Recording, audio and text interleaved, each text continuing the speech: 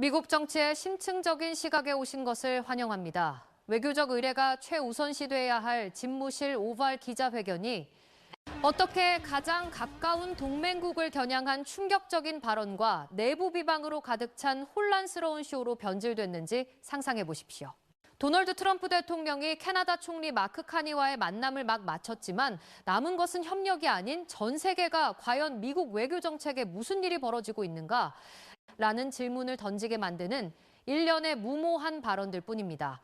캐나다를 51번째 주로 병합하겠다는 위협부터 반대파를 반란군으로 낙인 찍는 행위까지 이 재앙적인 기자회견의 비하인드 스토리를 자세히 파헤쳐 보겠습니다. 이 자리에서는 경솔함, 자만심, 자제력 부족이 모든 외교 원칙을 압도했습니다.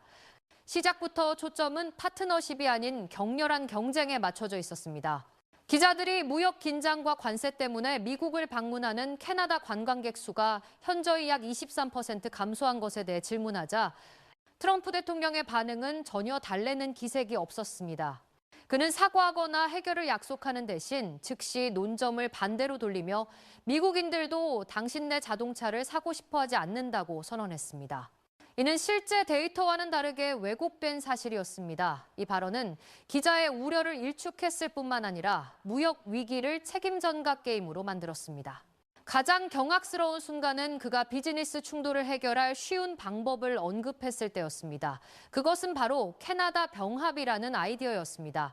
카니 총리가 연설하는 도중에 트럼프 대통령은 말을 잘라 두 나라 간의 비즈니스 경쟁이 문제이며 가장 쉬운 해결책은 캐나다를 미국의 일부로 만들어 주권을 통제하는 것이라고 강조했습니다. 외국의 지도자가 보는 앞에서 심지어 집무실에서 영토 침략적인 발언을 내뱉는 것은 심각한 외교적 의례 위반이었습니다. 외교적 실패는 이내 위험한 자기 찬양 영역으로 넘어갔습니다. 한 기자가 캐나다가 만족을 대가로 무엇을 제공했는지 묻자 트럼프는 무역 관련 답변을 회피하고 믿을 수 없는 국가 안보 이야기로 넘어갔습니다. 그는 미국 군대를 이용해 베네수엘라 해안에서 불법 어선 마약 밀매 선임을 암시를 폭파함으로써 10만 명 이상의 캐나다인 생명을 구했다고 주장했습니다. 이 주장은 아무런 근거가 없는 노골적인 거짓말이었으며 자신의 마약과의 전쟁 역할을 터무니없이 부풀려 성공의 환상을 만들어내려는 유일한 목적을 가졌습니다. 만약 이 기자회견이 전적으로 내부 정치적 목적에 봉사했다는 명확한 증거가 있다면 그것은 트럼프 대통령이 캐나다 총리가 보는 앞에서 국내 반대파를 격렬하게 공격했다는 점입니다. 공화당 동맹국들을 칭찬하는 동안 트럼프는 기자회견에서 가장 수치스러운 발언을 쏟아냈습니다. 이 민주당원들은 마치 반란군 같다. 한 국가의 지도자가 합법적인 정치적 반대파를 외국의 지도자 앞에서 내부의 적이나 반란군으로 묘사하기 위해 극단적인 언어를 사용하는 것은 상상하기 어렵습니다. 이 행동은 미국의 국제적 망신을 안겼을 뿐만 아니라 다당제 대화 원칙에 대한 깊은 경멸을 드러냈습니다. 이러한 적대감은 말에 그치지 않고 정책으로까지 번졌습니다. 우리는 강조해야 합니다. 그의 행정부는 에너지부에서 기후변화, 녹색, 그리고 탈탄소화와 같은 단어 사용을 금지했습니다. 이는 언어를 금지함으로써 현실을 숨기려는 독재적인 행위였습니다. 심지어 그는 37억 달러의 투자와 수만 개의 일자리를 나타내는 수십 개의 청정에너지 프로젝트를 취소했는데 특히 자신에게 투표하지 않은 주들을 겨냥했습니다.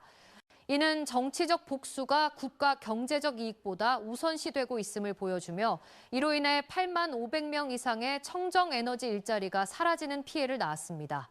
정부 폐쇄에 대해 질문을 받았을 때도 트럼프는 무책임한 발언을 이어갔습니다. 그는 민주당 탓에 공항 지연이 발생했다고 비난했고 선택적인 미지급 임금지급 정책을 내놓았습니다. 그는 누구에 대해 이야기하느냐에 달려있다고 말하며 자신이 지나치게 깨어있다거나 민주당 성향이라고 판단한 연방 공무원들을 제외하겠다는 의사를 암시했습니다. 더욱이 그는 제스민 크로켓 의원에게 매우 낮은 IQ를 가졌다고 공개적으로 인종차별적인 공격을 가하며 정치 무대에서 흑인 여성을 폄하하는 반복적인 패턴을 보였습니다. 끝으로 그는 반대파가 당신의 아이를 데려가 성별을 바꾸려 한다는 공포를 퍼뜨리며 극단적인 거짓말과 문화전쟁 논리로 지지층을 자극하려는 필사적인 노력을 보여주었습니다. 이 기자회견은 적대감과 망상으로 가득 찬 발언으로 끝을 맺었습니다.